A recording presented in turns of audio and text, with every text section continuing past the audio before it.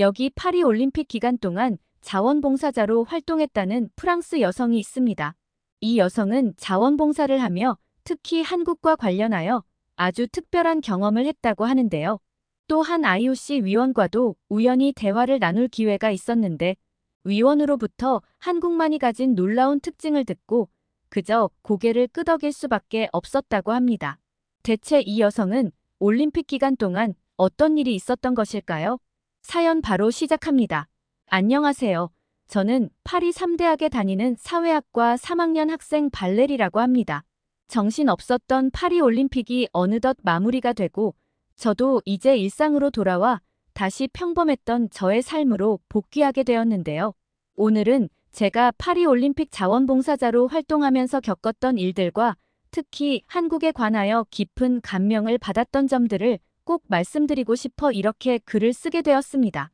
올여름 전 세계에서 몰려온 사람들이 이 도시에 새로운 활기를 불어넣었고 2024년 올림픽은 그렇게 파리의 거리를 한층 더 생기 넘치게 만들어주었는데요.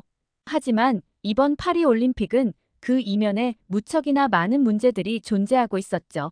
올림픽도 다 끝난 마당에 오늘은 제가 겪었던 일들을 시원하게 좀 말씀드려 볼게요. 우선 어릴 적부터 스포츠와 국제적인 행사에 대한 관심이 많았던 저는 직접 올림픽을 보는 것이 늘 큰 꿈이었습니다. 나중에 어른이 되면 꼭 올림픽 무대를 보러 어디든 가야겠다는 생각을 학생 때부터 늘 가지고 있었어요. 그런데 꿈을 간절히 바라면 이뤄진다더니 제가 그토록 바라던 올림픽이 바로 파리에서 열린다는 게 아니겠어요? 그 소식이 전해졌을 때엔 정말 제 가슴은 설렘으로 가득 찰 수밖에 없었죠. 올림픽 개최지로 파리가 선정되었을 당시에는 올림픽이 열리려면 한참 남은 시점이었지만 저는 올림픽이 열릴 날만을 기다렸고 정말 말 그대로 그날이 오기만을 손꼽아 바라면서 일상을 보내왔던 것 같아요. 그리고 그렇게 시간은 순식간에 흘러 어느덧 2024년은 금세 다가왔는데 마침 파리에서 개최되는 이번 올림픽에서 자원봉사자로 참여할 기회가 주어졌다는 소식이 제게 들려오더라고요. 저는 이 기회를 절대 놓칠 수 없다고 생각했어요.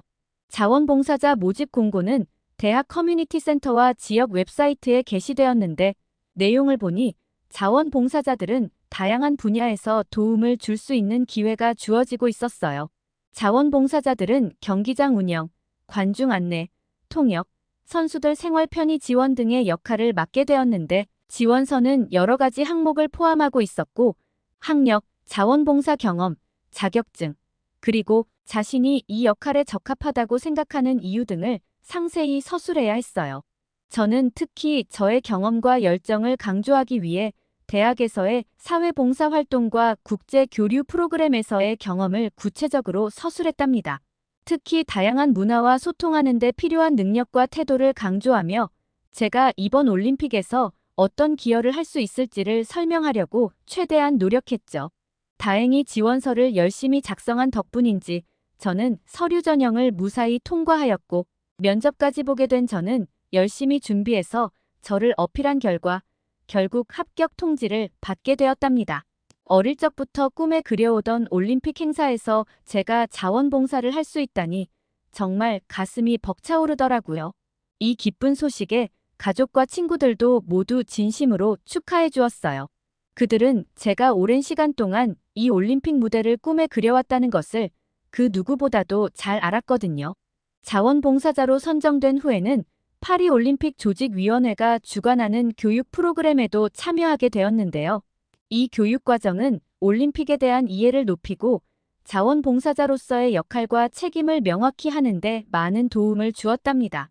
그렇게 교육까지 모두 끝난 후에는 자원봉사자 유니폼과 필요한 장비를 받았고 본격적인 올림픽 준비와 함께 저는 드디어 자원봉사자로서 첫 출근을 맞이하게 되었어요. 그토록 바라오던 올림픽 현장에 나간다는 생각에 전날 밤에는 잠도 제대로 못 들 정도로 많이 설레었는데요. 각 자원봉사자들은 선수촌과 경기장, 교통 편의시설 등에서의 자원봉사 활동을 하게 되었고 저의 첫 배정은 선수촌에서 선수들과 직접 소통하며 그들을 지원하는 일이었습니다. 이 선수촌에서 봉사를 하면서 한국 대표팀에게서 특별한 점을 보기도 했죠. 그 이야기는 조금만 뒤에서 곧 하기로 하고 우선 선수촌에 와서 난감했던 일부터 말해보자면요. 저희들의 주된 임무는 1차적으로 선수들이 편안하게 머물 수 있고 경기에 최상의 컨디션으로 임할 수 있도록 돕는 것이었죠. 저는 예전부터 다양한 언어와 문화를 가진 사람들과 소통하는 것을 즐겼고, 그래서 그만큼 선수들의 여러 요구와 필요에 보다 귀를 기울이려고 노력을 했었는데요. 하지만 올림픽이라는 거대한 이벤트는 제가 생각했던 것보다 훨씬 많은 어려움과 선수들의 불만에 봉착하게 되었습니다. 우선 올해 파리의 여름은 굉장히 무더웠습니다. 그런데 에어컨이 없는 선수촌에서의 생활은 선수들뿐만 아니라 자원봉사자들에게도 큰 고난이었는데요. 저는 저탄소 친환경 목표를 위해 에어컨이 제공되지 않는다는 것을 진작 알고는 있었지만 날이 갈수록 더위는 더 극심해져 갔고 선수촌 내에서 선수들에게 필요한 물품을 제공하거나 안내를 하는 저희들도 생각보다 더위에 많이 지쳐갔어요. 실제로 이번 에어컨 없는 올림픽은 가장 친환경적 올림픽이 될 거라며 프랑스 측이 크게 홍보를 했던 부분이기도 한데요. 당시 직사광선을 피하고 지하 냉각수를 활용해 건물 전체를 외부보다 6도 낮게 유지하도록 설계했다고 자랑하기도 했는데 파리 시장 또한 선수촌은 아주 높은 기온에서도 쾌적한 온도를 유지해 에어컨이 필요 없도록 설계됐다고 자랑스럽게 이야기하기도 했죠. 그래서 저도 당시에는 그 말을 믿고 뭐 괜찮겠지라는 생각을 가지고 있었던 것 같아요. 하지만 실제로는 전혀 그렇지 않았습니다. 선수들뿐만 아니라 저희 자원봉사자들도 더위에 지쳐 굉장히 힘들어했어요. 그런데 저희들은 일과가 끝나면 그나마 집으로 돌아갈 수라도 있었지만 선수들은 항상 이곳에서 머물러야 했는데 특히 잘 때엔 창문을 닫아도 덥고 열어도 뜨거운 공기만 방에 들어올 뿐이라 도저히 잠을 청할 수가 없다는 불만이 쏟아져 나왔어요. 또 방충망이 없는 탓에 방에 벌레나 모기들이 많이 들어오고 도심의 소음이 잠을 방해한다는 얘기도 많이 들려왔고요. 아참, 골판지 침대가 불편하다는 얘기도 단골이었죠. 그런데 자원봉사자로서 할 수 있는 것에는 한계가 있더군요. 가장 시급한 게 에어컨이었는데 저희들이 에어컨을 설치해줄 수도 없는 노릇이었고 무엇보다도 조직 위의 방침을 어겨선 안 되는 상황이었으니까요. 우리 자원봉사자들이 할 수 있는 것은 그저 선수들의 불편함을 이해하고 공감하는 모습을 보여주는 것 외에는 할 수 있는 게 없었죠. 물론 한국 같은 나라는 아주 획기적인 방법으로 선수들을 도우고 있기는 했는데요. 한국은 아예 선수촌 방 안에 에어컨 설치도 고민했지만 소비 전력 문제로 조직위가 반대의 뜻을 표하자 다른 방법으로 더위에 대비했어요. 바로 선수들 방마다 냉풍기를 구비해 비치해준 것인데요. 또한 선수촌 방 안 가구에는 친환경 특수 냉매제를 활용한 쿨링 재킷도 넣어두었더라고요. 이때 정말 획기적이라는 생각과 한국 측에서는 선수들을 위해 굉장히 신경을 많이 쓰고 있다는 게 느껴졌죠. 게다가 한국의 한 바이오 회사에서는 방충망이 없는 선수촌 환경을 고려해 모기 기피제까지도 지원을 해주었다고 했어요. 정말 나라 전체가 한 마음으로 뭉쳐 선수들에게 힘을 실어주고 있다는 생각이 들더라고요. 이러면 선수들도 절로 힘이 날 테고, 그래서 결과적으로 이번 파리 올림픽에서 한국 선수들이 기대 이상의 좋은 성적을 거둔 게 아닌가 싶은 생각이 듭니다. 하지만 모든 나라가 다 한국 같지는 않았고 당연히 많은 국가의 선수들이 더위 등의 불편함을 호소할 수밖에 없었는데요. 저희 자원봉사자들이 할 수 있는 것에는 한계가 있었지만 그래도 선수촌의 관리팀이나 조직위원회에 선수들의 불편함을 지속적으로 보고하면서 무더위에 대한 추가적인 조치를 요청하는 등 뒤에서 많은 노력을 기울이기는 했습니다. 선풍기 추가 배치나 냉방 대책 강구 등을 요청했으나 결국 별다른 변화가 일어나지는 않더라고요. 끝내 선수들 중에서는 선수촌을 이탈하는 사례도 많이 발생하였는데 이때는 부익부 빈익빈 현상이 뚜렷하게 보여지면서 씁쓸한 마음이 들기도 했습니다. 돈이 많은 국가나 선수들은 선수촌을 탈출해서 좋은 숙소를 예약하고 못 사는 나라의 선수들은 더위를 참으면서 지낼 수밖에 없었죠. 대표적인 것이 NBA 선수들인데 무려 208억 원을 사비로 들여 파리 시내 특급 호텔을 통째로 빌려서 나가는 경우가 있기도 했어요. 혹은 예산이 많은 나라들은 선수들에게 이동형 에어컨을 지원하기도 했는데 우간다와 같은 나라들은 냉방 기기를 지원할 자금이 없다고 호소를 하기도 했고요. 즉 가난한 나라의 선수 혹은 비인기 종목의 선수들은 울며 겨자 먹기로 파리 친환경 올림픽의 희생양이 되어야 했고 이는 컨디션 관리에서 너무 불공평해 보이기도 하더라고요. 그리고 사실 선수촌에서의 문제는 더위만이 문제가 아니었죠. 다들 잘 아시다시피 음식 문제도 있었잖아요. 물론 식당은 깔끔하고 다양한 음식을 제공하긴 했지만 저희 자원봉사자들은 금방 선수들 사이에서의 불만을 들을 수 있었죠. 이번 올림픽의 목표 중 하나인 지속 가능한 올림픽을 위해 식단은 채식 위주로 구성되었고 육류의 제공은 최소화되었는데 이러한 식단으로는 체력 소모가 큰 운동선수들에게 충분한 영양 공급이 될 리가 없었죠. 몇몇 선수들은 자신이 평소에 섭취하던 음식을 찾지 못해 혼란스러워했고 또 일부 선수들은 고향 음식을 그리워하며 적응에 어려움을 겪기도 했습니다. 물론 음식은 미슐랭 스타 셰프들이 만드는 요리였지만 고기가 부족해 항상 박한 평가를 받고 있었죠. 그리고 파리 올림픽 식사가 얼마나 심각한지를 추정해 볼 수 있는 사건이 있었는데 바로 영국 선수들마저 파리 올림픽 선수촌 음식을 못 먹겠다고 토로했다는 것이에요. 영국의 음식은 사실 형편없다고 세계적으로 소문이 자자하거든요. 그런데 그런 영국의 선수들마저 음식을 못 먹겠다고 자국의 셰프를 부른다는 소식이 들려올 때엔 참 심각하긴 심각하구나라고 느껴졌죠. 그러던 어느 날 하루는 제 일과 중 한국 선수단을 돕는 업무가 주어졌는데요. 선수촌을 오가며 선수들의 편의를 돕던 중 저는 밝고 활기찬 한국인 자원봉사자 민지를 만나게 되었죠. 민지는 한국 선수단의 통역과 지원을 맡고 있었고 선수들에게 필요한 것을 챙겨주며 늘 바쁘게 움직이고 있는 와중에서도 항상 밝은 표정을 잃지 않더라고요. 저는 그런 민지의 모습에 친해지고 싶다는 생각이 들어 먼저 인사를 건넸더니 민지도 웃으며 잘 받아주어서 우리 둘은 금세 친해지게 되었답니다. 또 저는 한국 선수들이 더위 속에서도 묵묵히 훈련을 이어가는 모습을 보며 깊은 인상을 받기도 했습니다. 한국 선수들은 더위에도 불구하고 늘 밝은 미소를 잃지 않았고 저는 그들의 긍정적인 태도에 감명받게 되었죠. 그리고 특히 206개국 선수들을 부러워하게 만든 건 바로 한국의 도시락이었는데요. 한국 선수단은 별도의 식단을 제공받고 있었는데 한국에서 조리사를 파리까지 파견하여 한식 도시락을 원하는 선수들에게 하루에 2번씩이나 제공해주고 있었어요. 이 도시락들은 선수들의 사기를 높여주고 고향의 맛을 그리워하는 마음을 달래주고 있는 것 같았죠. 그리고 무려 80km가 넘는 거리 밖에서 직접 고기 도시락을 조리해 당일 배송을 실시하는데 심지어 다른 나라 선수들이 웃돈을 주고서라도 한국 도시락을 먹겠다는 요청이 폭증하고 있었어요. 그래서 원래는 한국인 선수단만을 위해 150인분만 조리했지만 수요가 폭증해 500인분으로 대폭 늘리게 되었다고도 하더라고요. 그런데도 순식간에 동이 나서 부족했다고도 하고요. 한국 대표팀의 한식 도시락에 저는 큰 흥미가 느껴졌지만 도시락은 선수들을 위해 제공되는 것들이라 제가 직접 그 음식을 먹어볼 수는 없었는데요.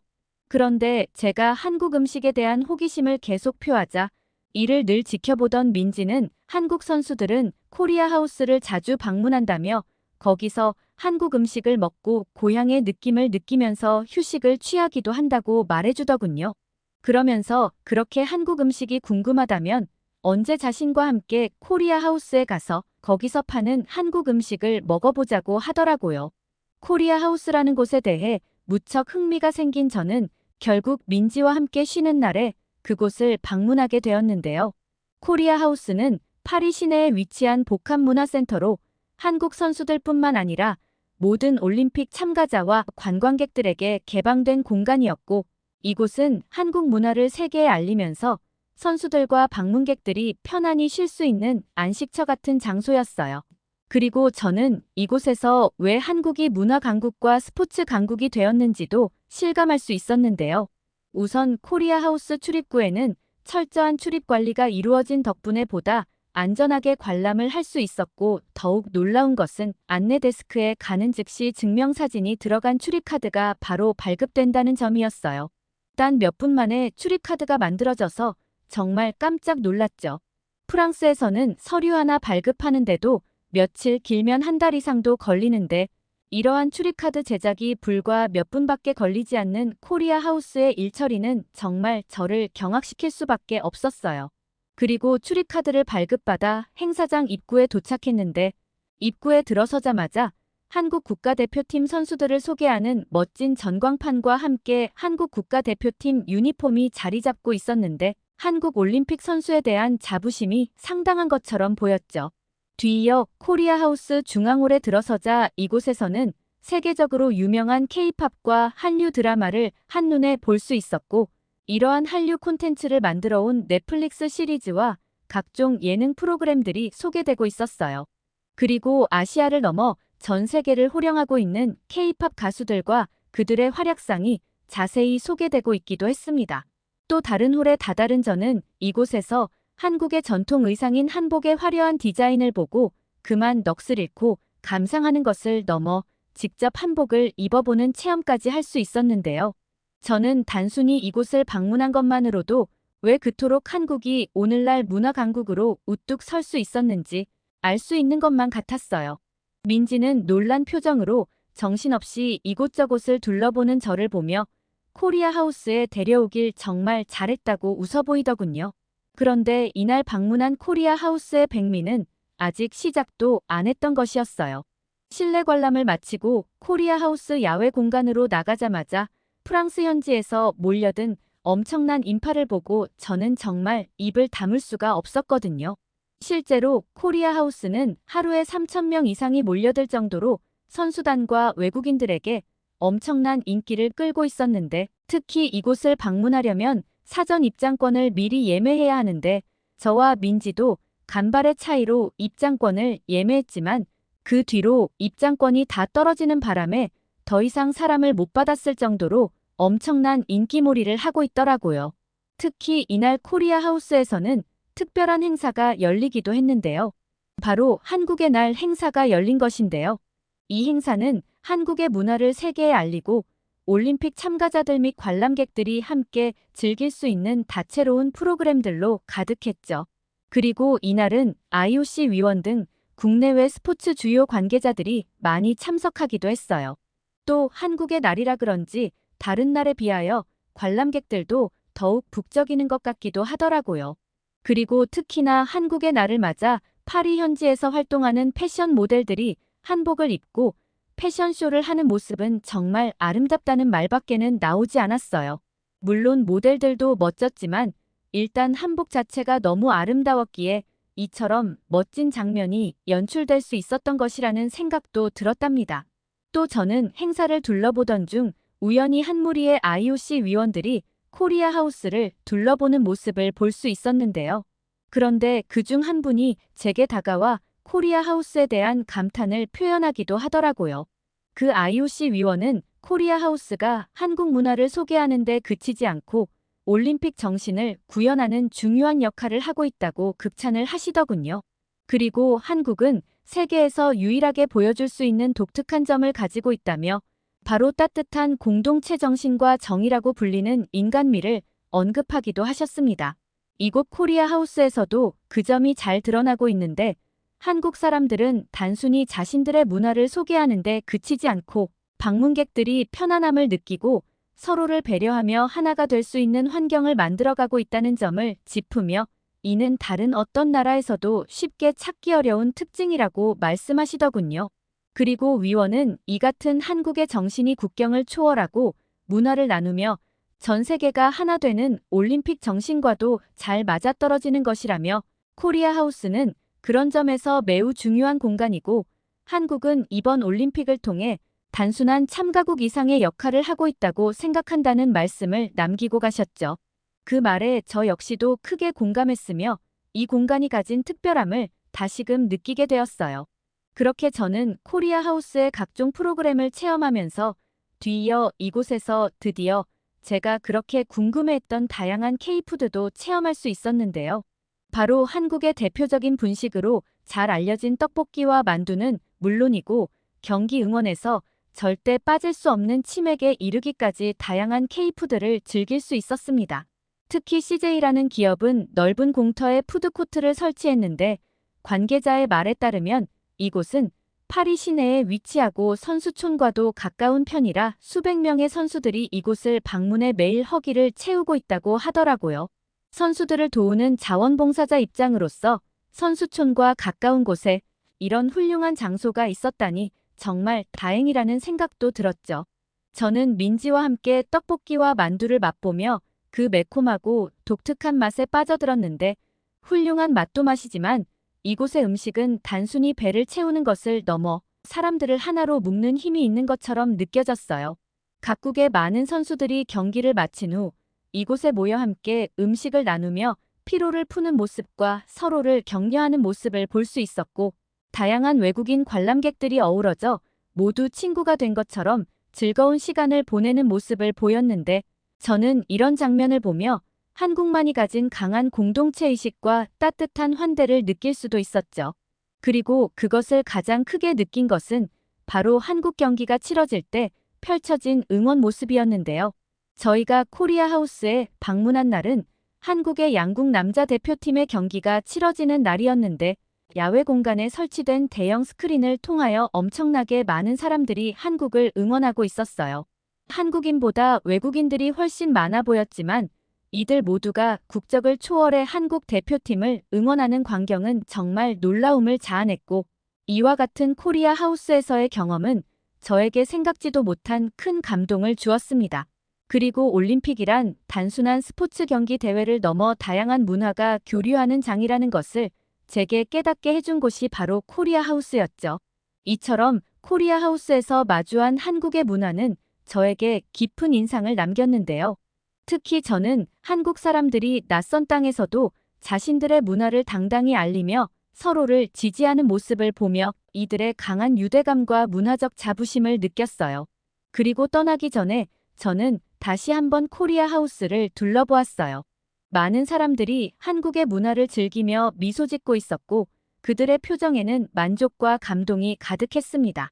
한국은 그들의 문화와 함께 따뜻한 마음을 모두와 나눌 수 있었고 그것이 바로 IOC 위원의 말처럼 이곳을 특별하게 만드는 요소였던 거죠. 그렇게 한국인 자원봉사자 민지와 함께한 코리아 하우스 방문은 저에게 정말 좋은 경험이 되었고 아마 평생 잊지 못할 기억으로 남게 될 것 같은데요.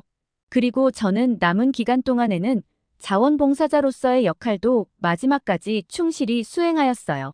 자원봉사자들끼리의 협력과 팀워크 또한 저에게 중요한 교훈을 안겨주었답니다. 힘든 조건 속에서도 서로를 격려하며 함께 해결책을 모색하는 과정에서 저는 팀워크의 중요성과 인간관계의 가치를 깨달았고 또 더위와의 싸움 등 선수촌에서의 많은 도전들 그리고 다양한 문화와 교류하는 방법을 배우면서 제 인생에 많은 영향을 미치게 된 이번 파리올림픽을 소중한 기억으로 가슴에 새길 수 있게 되었답니다. 그리고 선수들과 가장 가까운 현장에서 바쁘게 뛰어다니며 힘들다기보다는 제가 이 특별한 순간의 일원이 되었다는 자부심을 느꼈어요. 특히 코리아 하우스에서 마주한 한국의 특별함과 자원봉사를 하며 느낀 보람감은 저에게 아주 오랫동안 기억에 남을 소중한 추억이 되었고 또 이번 파리올림픽에서의 모든 경험은 저에게 큰 성장이자 앞으로도 제 삶에 깊은 영향을 미칠 특별한 여름의 한 페이지였습니다. 그리고 특별히 한국에게 정말 감사의 말씀을 전하고 싶습니다. 여러분의 문화를 이렇게 멋지게 소개해 주셔서 그리고 올림픽 정신을 진정으로 실현할 수 있는 공간을 마련해 주셔서 감사드립니다. 코리아 하우스에서의 경험은 평생 잊지 못할 특별한 추억으로 남을 것입니다. 여기 베트남에서 한국 남자를 만나 결혼한 베트남 여성이 있습니다. 이 부부의 신혼생활은 한국에서 하기로 하였지만 신혼집은 다름 아닌 시어머니의 집이었다고 합니다.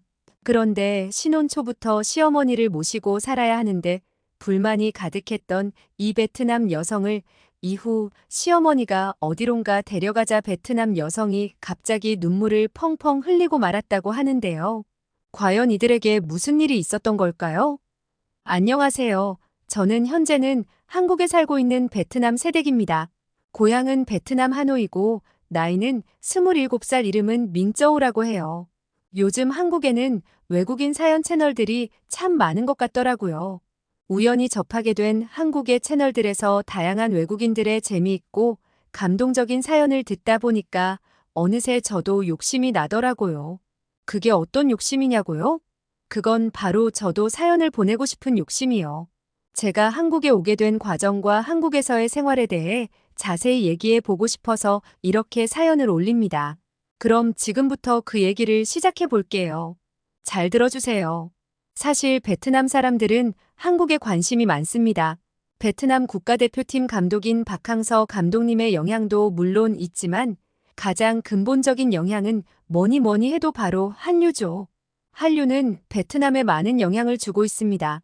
솔직히 말하면 베트남 국민들은 자국 연예인보다 한국 연예인들에게 더 열광하는 측면이 아주 강합니다. K-팝, K-드라마, 최근에는 K-푸드까지 신드롬을 일으키고 있죠. 한국에서 잘 나가는 프랜차이즈 음식점이 베트남에 체인점을 내면 정말 줄을 서서 먹을 정도로 대박 행진을 보이기도 하니까요. 제 친구들도 다 K-팝과 K-드라마에 열광을 하길래 저도 아주 자연스럽게 한국 문화에 빠지게 되었습니다. 저는 슈퍼주니어를 시작으로 K-팝에 관심을 갖기 시작했어요. 지금은 BTS, 뉴진스, 세븐틴을 좋아하고 있고요. 물론 K-팝도 좋아하지만 제가 진짜 좋아하는 건 K-드라마입니다. 저는 한국 드라마는 거의 다 본 것 같습니다. 아마도 한국인들보다 한국 드라마를 더 좋아하는 베트남 사람일 거예요. 저는 미국 드라마보다도 한국 드라마가 더 재미있다고 생각해요. 한드 그러니까 한국 드라마는 그 특유의 흥미진진함이 있거든요. 제가 생각해도 제가 정말 한국 드라마를 좋아했다고 생각이 드는 게 저는 특별히 한국어 공부를 한 적은 없습니다. 물론 베트남에 살던 시기에 서점에서 한국어 공부를 할 수 있는 교재를 잔뜩 사서 한국어 기초 공부는 독학으로 하긴 했지만 그래도 정식적으로 배운 적은 없었는데도 간단한 의사소통은 충분히 할 정도의 한국어 실력은 되었습니다. 그건 아마도 한국 드라마를 많이 봐서 듣는 귀가 트인 게 아닐까 하는 생각이 드네요. 하여간 그렇게 저는 K-드라마와 K-팝으로 인해 저에게 한국은 좋은 이미지의 나라였습니다. 그렇게 좋은 이미지를 갖고 있던 중에 한국인 관광객 중에 한 남자를 알게 되었죠. 참고로 저는 베트남 하노이에 사는데 그 남자가 하노이로 여행을 온 거였어요. 보통 한국 사람들은 베트남 여행을 패키지로 많이 오는데 그 한국 남자는 혼자 자유여행으로 온 거였더라고요. 그리고 그 한국 남자는 저에게 길을 물어보더라고요. 베트남어는 전혀 할 줄 모르는지 저에게 영어로 물어봤습니다. 하지만 문제는 제가 영어를 잘하지 못하거든요. 그래서 저는 잘하는 건 아니지만 조금 할 줄 아는 한국어로 얘기를 했습니다. 제가 한국어를 하니까 한국인 남자가 너무 반가워하더라고요. 와, 한국어 할 줄 아세요? 네, 조금요. 근데 뭘 물어보고 싶으신데요? 제가 지금 너무 배고파서 식당을 찾고 있는데 근처에 괜찮은 식당이 있을까요? 저는 근처에 있는 쌀국수집을 알려주었습니다. 그 한국 관광객은 연신 고맙다며 인사를 하고 갔어요. 그 쌀국수집은 말 그대로 로컬 맛집이었습니다. 저도 자주 가는 쌀국수집이기도 하고요. 그런데 여기서 잠깐 눈치가 빠른 분들은 눈치채셨겠죠? 네, 맞습니다. 그 한국인 여행객이 제 남편입니다. 제 남편 이름은 박준호입니다. 그렇게 준호 씨와의 운명적인 첫 만남이 이루어졌죠. 그런데 또 어떻게 진전이 된 거냐고요? 저희는 정말 부부가 될 인연이었던 것 같아요. 한 이틀 뒤에 그 쌀국수집에서 또 만났습니다. 그때 준호 씨는 저를 보고 알아보았는지 환하게 웃으면서 이렇게 좋은 쌀국수집을 소개해 주셔서 감사했다고 인사를 하더군요. 그리고 커피라도 한 잔 대접하고 싶다고 하더라고요. 아니, 솔직히 쌀국수집 하나 추천해줬다고 커피를 대접하는 건 오버라는 생각은 들었지만 저는 준호 씨의 그 제안을 받아들였습니다. 왜냐고요? 솔직히 말하면 준호 씨, 그러니까 지금 남편이 참 잘생겼거든요. 그냥 잘생긴 게 아니고 아주 스마트하게 잘생겼습니다. 정말 똑똑하게 생겼어요. 실제로도 똑똑하고요. 직업은 스타트업 대표입니다. 헬스케어 쪽 사업을 하고 있습니다. 현재보다 미래가 더 기대되는 사람이죠. 하여간 그렇게 커피 한 잔 마시면서 이런저런 얘기를 했습니다. 사실 그 당시에는 제가 한국어가 매우 서투를 때라서 말이 잘 통하지는 않았는데 신기하게도 마음은 통하더라고요. 말은 잘 통하지 않는데 마음은 통한다? 바로 그게 사랑이더라고요. 저희는 그렇게 커피를 마시면서 연락처를 교환했어요. 그리고 준호 씨의 여행 마지막 날 한 번 더 만나서 식사를 했습니다. 그렇게 한국으로 다시 돌아간 준호 씨와는 영상통화를 자주 했어요. 한국 사람들이 자주 쓰는 말인데 몸에서 멀어지면 마음에서 멀어진다는 말, 근데 저와 준호 씨에게는 전혀 해당이 안 되는 말이었어요. 우리는 비록 서로 떨어져 있었지만 점점 더 사랑의 싹이 피어나기 시작했거든요. 준호 씨는 저 때문에 바쁜 시간에도 자주 베트남에 왔습니다. 주말에 1박 2일 일정으로도 오기도 했어요. 그리고 저를 한국에 초대하기도 했습니다. 하지만 저는 한국에 갈 수 없었어요. 부모님이, 특히 어머니가 여자 혼자 여행을 가는 건 안 된다고 반대하셨거든요. 더구나 그냥 여행도 아니고 해외여행을 말이죠. 그때 저는 한국에 남자친구가 있다고 말을 했습니다. 결혼 생각까지 할 정도로 진지하게 만나는 사람이라고 말이죠. 솔직히 어머니가 반대를 하실까 걱정도 꽤 되었는데 예상과 달리 반대는 안 하셨어요. 외국인 사위에 대한 약간의 불안감은 있으신 것 같았지만 반대는 안 하셨습니다. 하긴 그럴 만도 한 게 어머니 가장 친한 친구 딸이 한국 남자 만나서 잘 살고 있거든요. 그 엄마 친구 딸은 저랑도 꽤 친했었는데 이름은 푸엉이라고 참 착한 아이였죠. 게다가 푸엉이랑 저는 나이도 동갑이라서 친구로 지냈습니다. 그렇게 잘 지내고 있다가 갑자기 한국 남자 만나서 한국으로 시집을 가서 좀 당황을 했던 기억이 떠오르기도 하네요. 그런데 한 번은 깜짝 놀랐던 사건이 있었어요. 사실 사건이라고 하기에는 좀 뭐하지만 하여간 정말 놀랐던 일이 있었는데요. 한국으로 시집을 갔던 푸엉이 다시 고향인 베트남 하노이에 왔는데 글쎄 옛날에 알던 순박한 애는 없고 아주 세련된 여성이 오는 겁니다. 처음에는 푸엉이 아닌 줄 알았습니다. 무슨 연예인이 왔나 싶었죠. 와, 확실히 한국물이 다르구나 느꼈어요. 순박한 베트남 처녀에서 세련된 여성이 되었더라고요. 그리고 푸엉이는 자기 친정에 월 70만 원씩 생활비를 지원해 주더라고요. 친정집도 새로 다 고쳐주었고요. 아마 같은 베트남 남자를 만났으면 불가능했을 겁니다. 선진국인 한국으로 시집을 가서 가능한 일이었겠죠. 그렇다고 푸엉이 돈 때문에 한국 남자와 결혼을 한 건 아니니까 오해 말아주세요.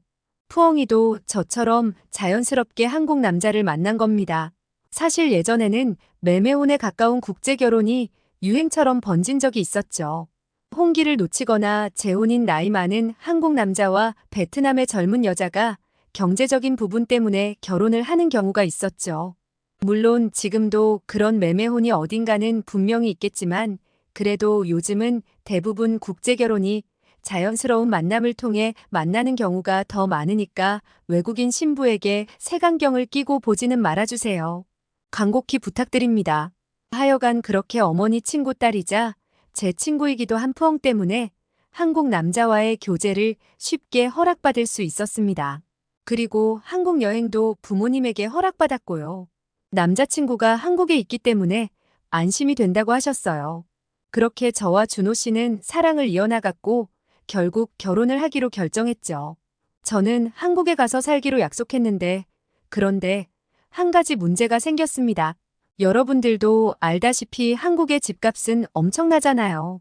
아직 준호 씨가 젊은 나이기 때문에 우리가 결혼하고 살 신혼집을 마련하지 못했습니다.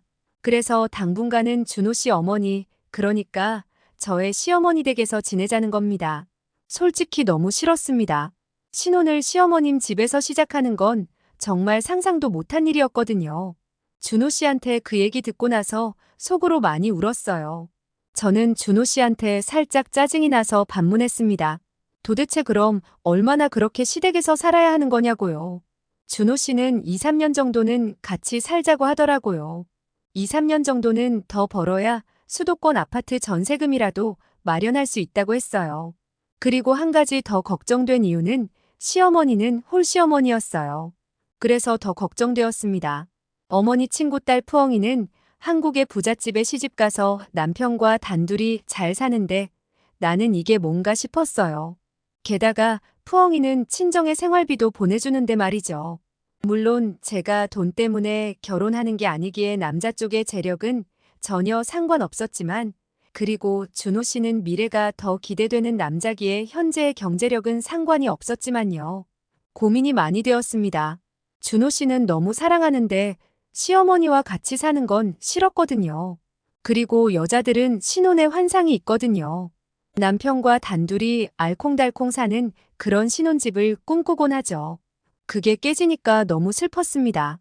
또 하나 더 걱정되었던 건 한국의 드라마를 보면 한국 시어머니들 성격이 보통이 아니잖아요.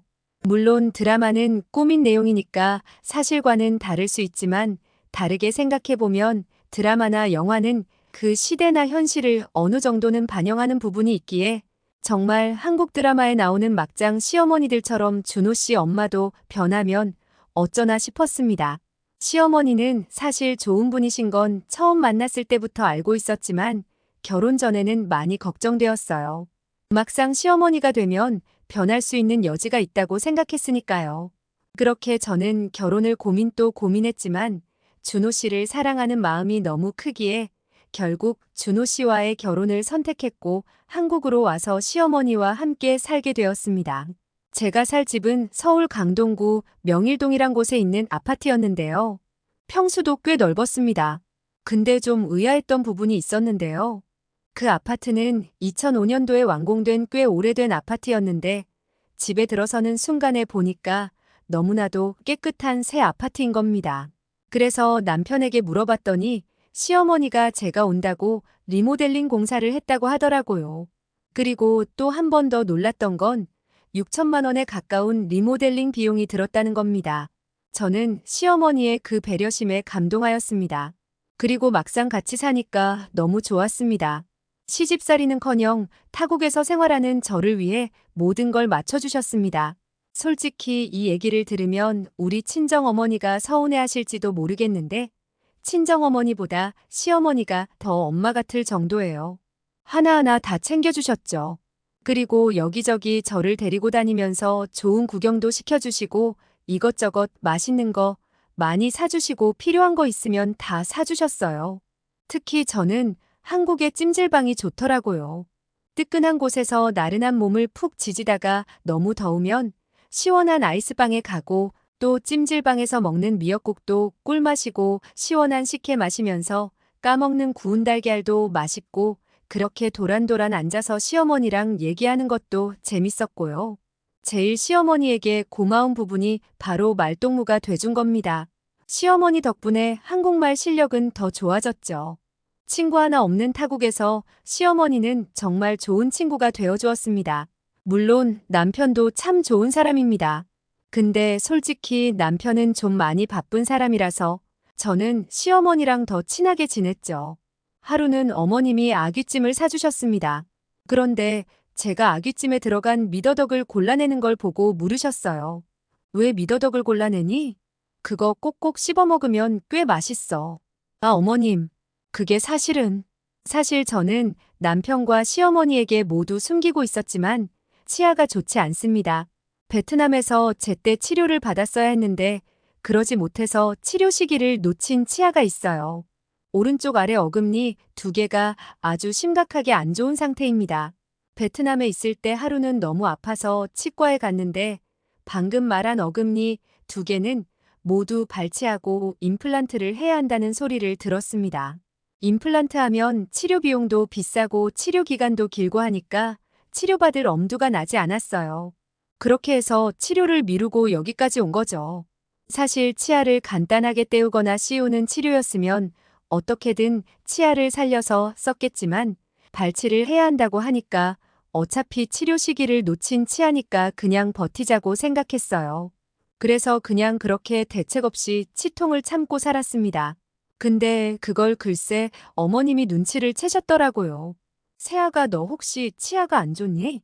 아, 어머님, 그게 그러니까. 세아가 예전부터 느꼈는데 너 식사하는 모습이 좀 부자연스럽고 이상해 보였어. 저는 아니라고 치아는 멀쩡하다고 거짓말을 했지만 시어머니는 눈치를 이미 채신 상태였어요. 세아가 어디 치아 좀 보자. 저는 혼이 날 걸 각오하고 어쩔 수 없이 치아를 보여드렸습니다. 시어머니는 놀라시면서 그동안 치통을 어떻게 참고 살았냐고 말씀하셨어요. 그런데 저를 혼내시기는커녕 꼭 안아주셨습니다. 저는 그 품이 너무 따뜻했습니다. 어떻게 그 아픈 걸 참고 지냈니? 내일 당장 치과 가자. 저는 그 자리에서 펑펑 울었습니다. 세상에 이렇게 따뜻한 시어머니가 또 있을까 싶었습니다. 그리고 다음날 시어머니의 단골 치과로 갔습니다. 치아 사진을 찍고 저는 의사 선생님을 기다렸죠. 잠시 후 인자하게 생기신 의사 선생님께서 들어오셨습니다. 저는 당연히 어금니 2개를 발치하고 임플란트를 하라고 하실 줄 알았는데, 그런데 놀라운 진단을 받았습니다. 일단 환자분이 아직 젊으시니까 급하게 임플란트를 하는 것보다 어떻게든 치아를 살려보는 쪽으로 해보겠습니다. 정말 제 어금니 2개 다 살리실 수 있다고요? 네, 가능합니다. 포스트 치료를 하면요. 포스트 치료요? 저는 너무 놀랐습니다. 제가 어금니 2개는 치아 면적, 그러니까 치아의 치질이 거의 없어서 도저히 살리기 불가능하다고 베트남 치과에서 그랬거든요. 근데 포스트 치료, 즉 치아의 기둥을 세워서 치아를 살린다는 거였죠. 그렇게 해서 심하게 썩은 2개의 어금니를 신경치료 후에 포스트 치료를 해서 골드 크라운을 씌웠습니다. 너무 만족스러웠습니다. 치아 통증은 당연히 싹 사라졌어요. 맛있는 음식도 마음껏 먹을 수 있었죠. 너무나 행복했어요. 당연히 발치할 줄 알았던 치아를 살리게 된다니 정말 한국의 의료기술은 최고인 것 같았습니다. 아니, 같았습니다가 아니고 그냥 최고였습니다. 물론 베트남에도 이론적으로는 포스트 치료라는 어려운 치료가 가능할지는 모르겠지만 그 포스트 치료를 권장할 만큼의 실력 있는 치과는 아마도 흔치 않을 거라는 생각이 듭니다. 하여간 한국은 모든 면에서 참 대단한 나라인 건 분명합니다. 그렇게 치아 치료를 다 받은 날 시어머니는 저에게 한우갈비를 사주셨습니다. 앞으로는 치아 걱정 없이 맛있는 거 많이 먹고 그렇게 인생을 재미있게 살라고 하시더라고요. 저는 남편에게 말했습니다. 우리 2, 3년 뒤에도 분가하지 말고 같이 살자고 말이죠. 남편은 너무 좋은 생각이라고 하면서 바로 시어머니한테 가서 이 얘기를 전하더라고요. 그때 시어머니도 너무 좋다고 말년에 딸 하나 더 생겼다고 생각하겠다고 하시며 저를 꼭 안아주셨답니다. 그렇게 지금 저와 남편 그리고 시어머니는 한 집에 사는 한 가족으로 잘 살고 있습니다. 가끔 주민들이 저에게 이렇게 물어보곤 합니다. 시어머니 모시고 사는 거 힘들지 않냐고요. 그런 질문을 받을 때마다 저는 이렇게 대답합니다. 제가 시어머니를 모시고 사는 게 아니고 오히려 시어머니가 저를 딸처럼 보살펴 주신다고요. 정말 저는 남편 복에 이어 시어머니 복도 타고난 여자인 것 같습니다. 시어머니가 어제는 제가 아기를 낳으면 아기도 많이 돌봐주신다고 약속하셨습니다. 요즘 너무 행복합니다. 남편과 시어머니에게 정말 감사하고 앞으로 좋은 아내, 좋은 며느리가 되도록 최선을 다할 겁니다. 그럼 제 이야기는 여기서 마칩니다. 더운데 건강 조심하시고 항상 행복하세요. 오늘 베트남인 민쩌우 씨 사연 어떻게 들으셨나요? 처음에는 시어머니 모시고 사는 것이 싫었지만 이제는 오히려 한국인 시어머니와 앞으로도 쭉 함께 살고 싶다고 이야기하는 외국인 여성분의 사연을 들으니 마음이 참 따뜻해지는 것 같습니다. 사연을 재밌게 들으셨다면 구독과 좋아요, 그리고 알림 설정 부탁드리며 끝까지 시청해주셔서 감사합니다.